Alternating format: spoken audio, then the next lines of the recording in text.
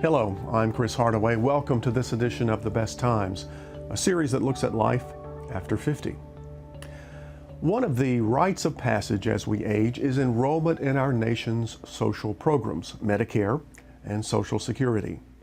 Both are vital programs to older Americans, but both are filled with complexities.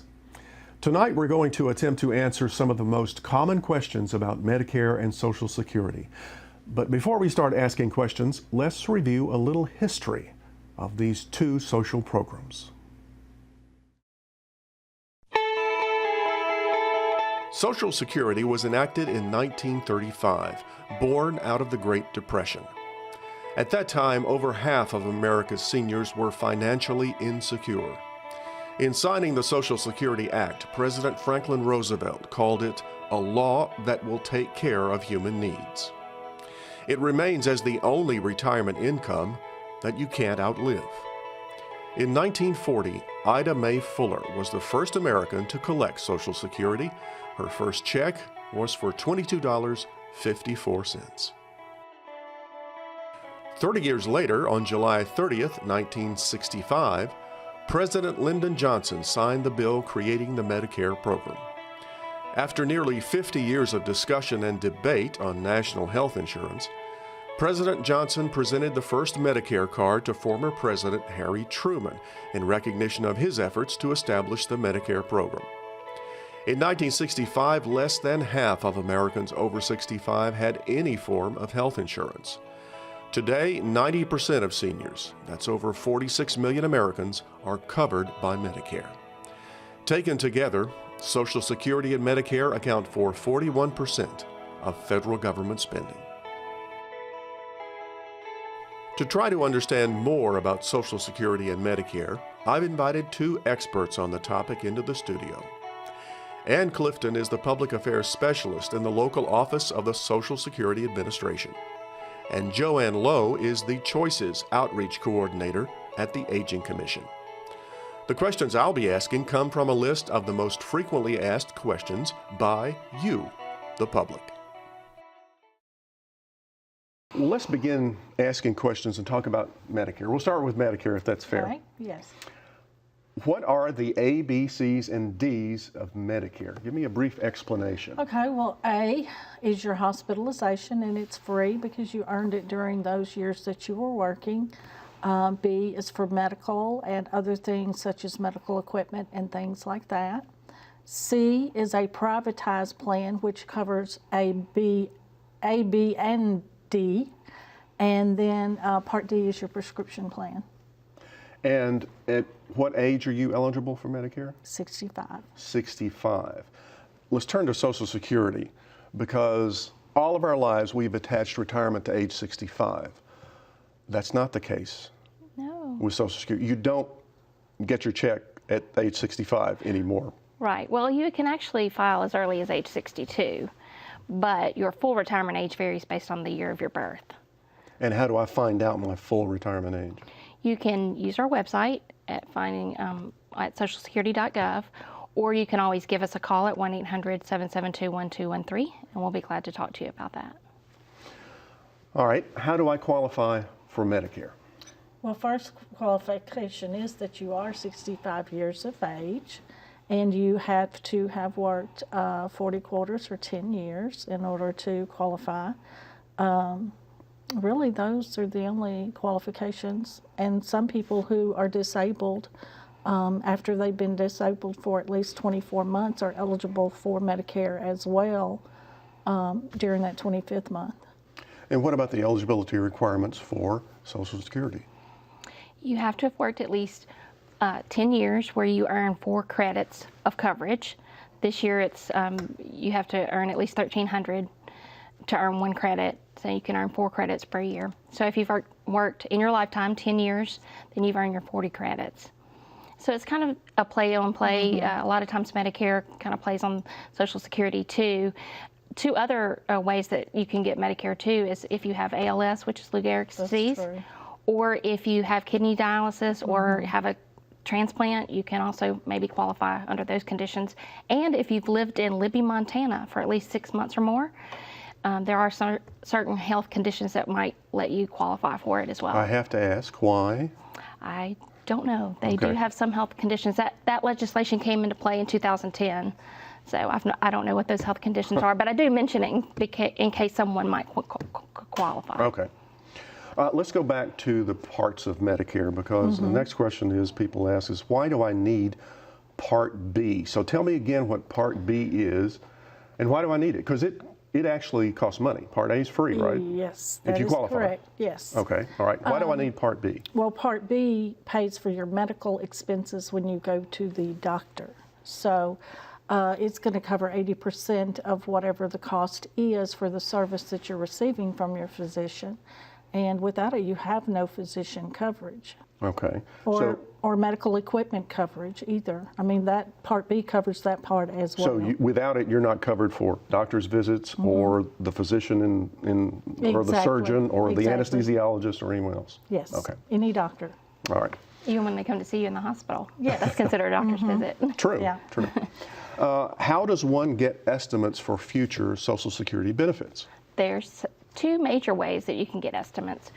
One of those ways is through our retirement estimator at socialsecurity.gov/estimator, where that differs from the estimate that we previously mailed out every year, is that it allows you to do what-if scenarios. So if you're going to file at age 63 or maybe age 64, it gives you that opportunity to change the age that you want to file. Or maybe you become a millionaire at age 60 and see what the difference would be. It allows you to do that. The other is through our My Social Security account. It's a free online account that allows you to access your information. It gives you estimates at age 62, your full retirement age, and age 70.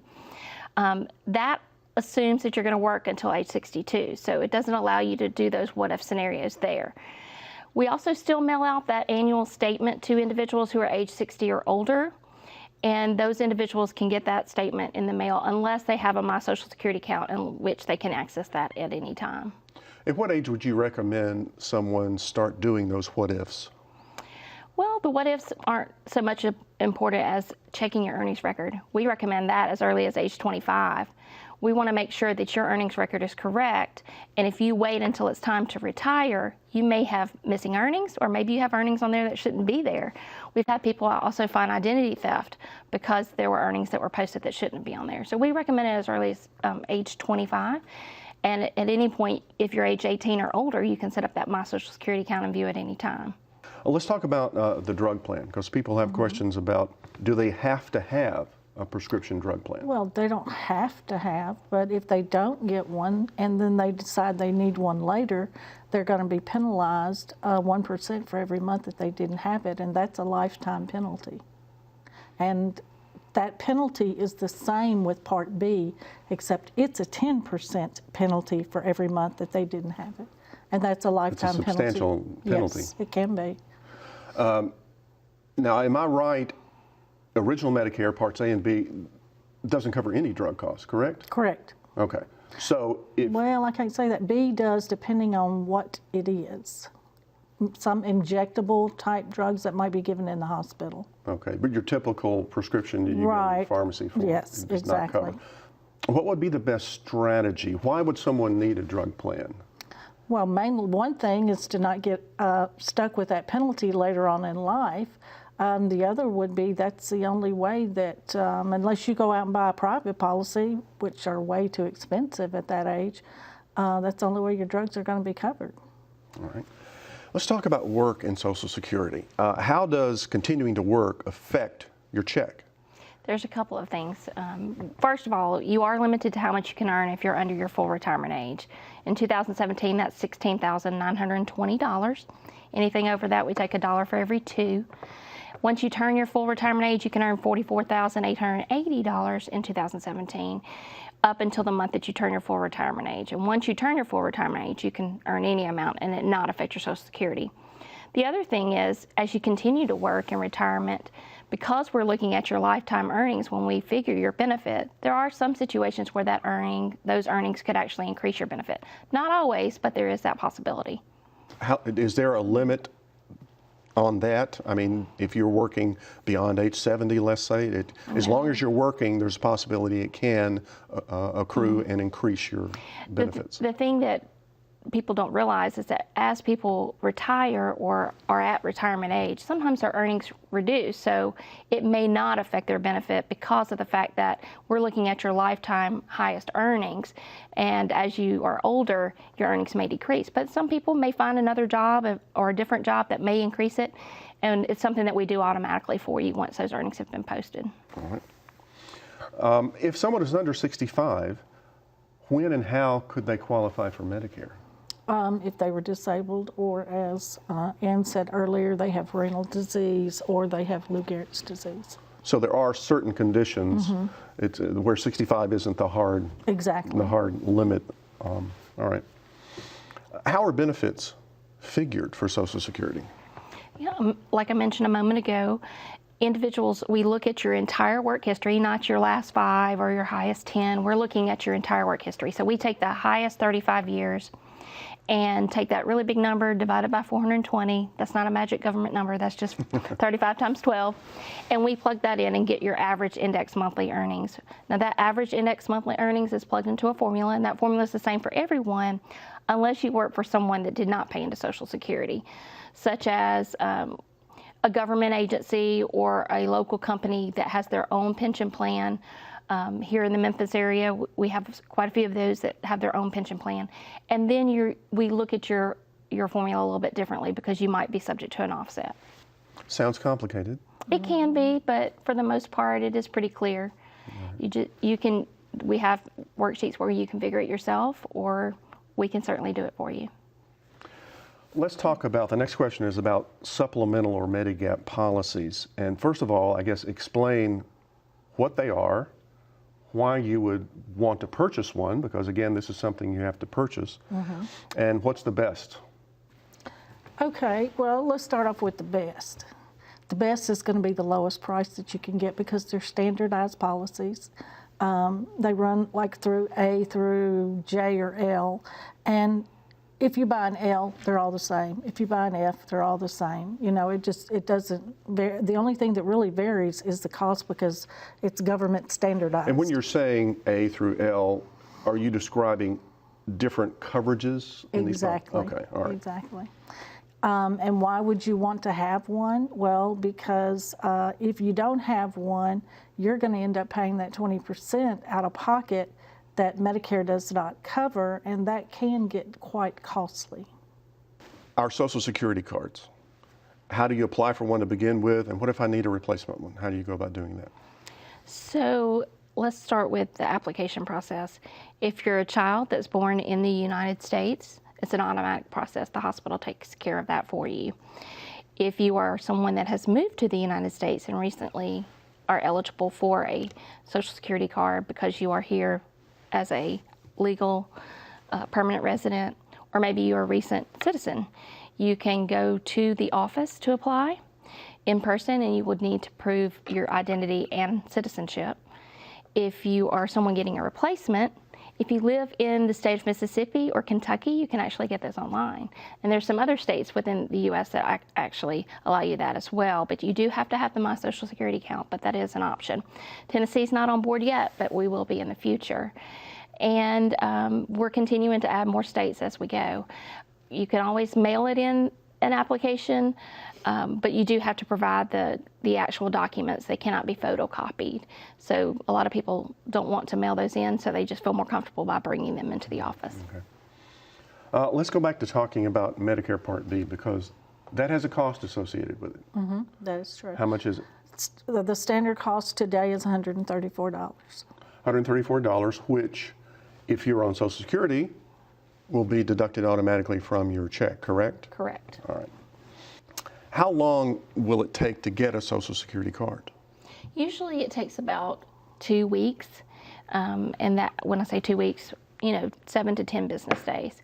Anything more than that. Now, if it's a new card, if you've never had a card before, sometimes it can take up to 30 days just because we have to go through a process of verification before we process the card. On Medicare, we mentioned Part B. We just talked about its cost. Is there a way for people to get assistance with the cost of Medicare? There is.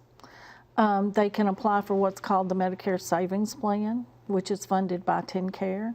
and if they meet the income guidelines, then they would qualify to get that paid for them by TennCare.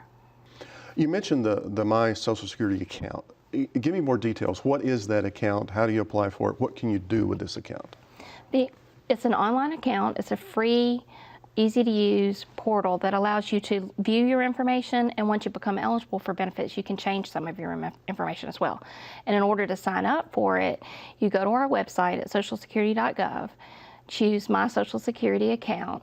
It's going to ask you a series of questions about you and biological information, but because most of us share a little bit more than we probably should, it's going to ask you some out-of-pocket questions that allow us to verify that you are who you are. Once you get through that, then you can set up your username and password. Now, this particular account is something that you can use as early as age 18. You do have to have a valid email address and a U.S. mailing address.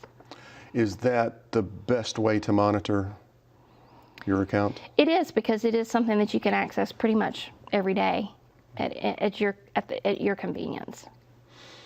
Joanne, what is the low income subsidy and the Medicare savings plan? Two things I have not heard of.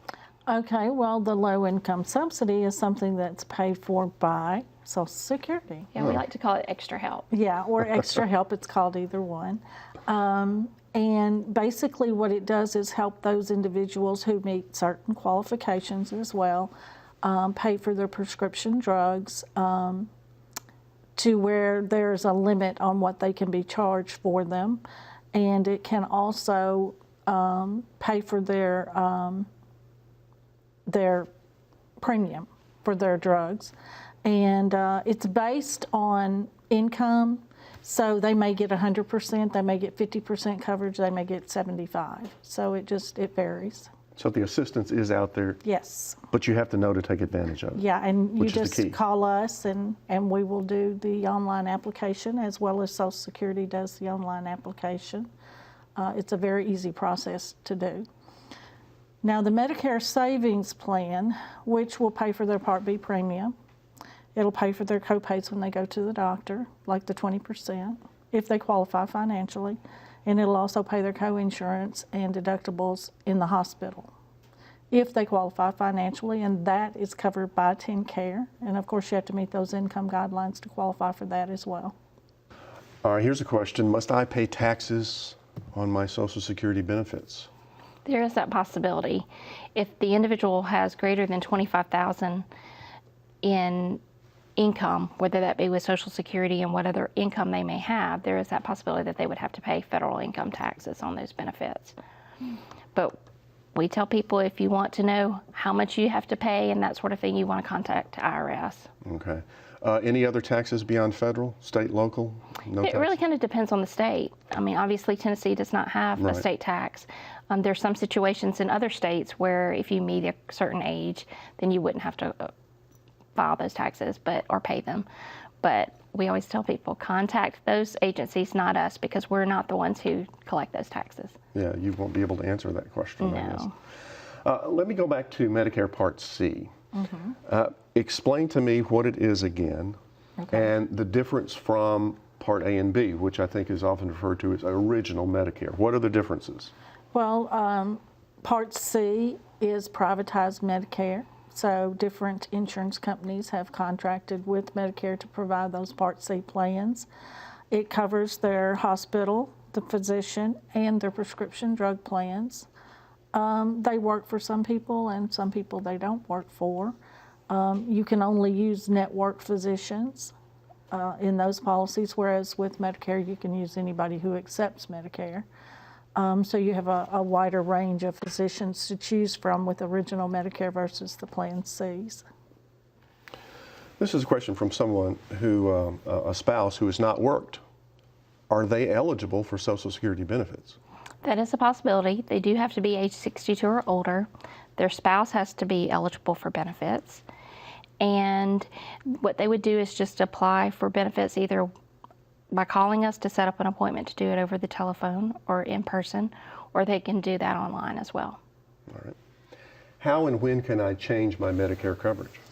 During open enrollment, and that is October 15th through December the 7th of every year. And there are sometimes special circumstances to where an individual could change their plan at any given time. If they have the low income subsidy or they're on the Medicare savings plan, they can change their Part D plan anytime. So every year during the open enrollment, the recommendation, I guess, is review Yes. your insurance needs. Yeah, because things change, the formularies change, the medications you're on change, so you want to make sure that you're still getting the best deal for your money. Survivor's benefits. Who can get survivor's benefits and how do you apply for them? The earliest that an individual could file for survivor's benefits is age 60.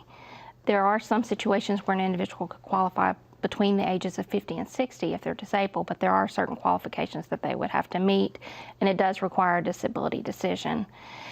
Those individuals who qualified at age 60, they are still subject to the earnings limit, just like an individual who is retired, and if they're under their full retirement age, they are subject to a lower earnings limit. The easiest and fastest way is to call us.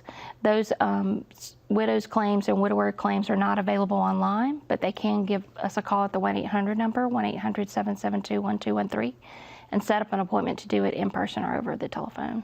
All right. Will Medicare coverage follow me if I move out of state? Yes. What about out of the country? No. Well, let's back up. A supplement will cover you, depending on which one you buy, if you're out of the country. So you may want to check with your supplement to see what it might cover if you're out of the country, but Medicare, no. All right. Must I pay Social Security taxes on my earnings after full retirement age? As long as you are working and your employer is subject to paying Social Security taxes, then you are subject to pay those taxes as well. Simple answer. What kinds of health-related services are not covered by Medicare? I know it may be a long list, but summarize it for me. What does Medicare not pay for? Well, it does not cover nursing home services. A lot of people think it does. It will only pay up to 100 days, and that's for a rehab situation. Medicaid actually pays for the nursing home. Original Medicare does not cover anything but medical per se, no dental, no vision, no hearing, nothing like that. All right. If you're divorced, can you get benefits from your spouse's record? There is that possibility. You do have to meet some requirements. First of all, you have to be age 62 and your ex-spouse has to be age 62 and potentially eligible. Doesn't mean that they necessarily have to file, but they do have to be potentially eligible.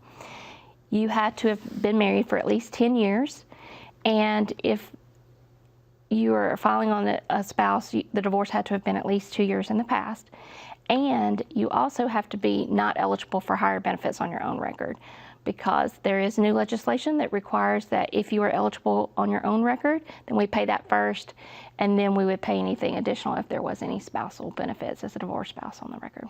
Well, I have one last question to both of you, and that is for viewers who have more questions and need answers. Where can they go? You can go to our website at socialsecurity.gov or call us at 1-800-772-1213. That phone line is open Monday through Friday, 7 a.m. to 7 p.m., depending on their local time. Or they can visit one of our local offices. We do have those throughout the U.S., and they can visit one of those as well. And the Medicare questions? You would call 1-901-222-4111 for information and assistance. And they would put you in contact with the SHIP program, is what it's called. All right. Joanne, Anne, thank you very much for being on The Best Times. Thank you. Thank you for having us. To get your Social Security or Medicare questions answered, call one of these numbers or visit their websites. Want more information about life after 50? Go online to watch more shows and find more resources. And send us your feedback and story ideas to besttimes@wkno.org.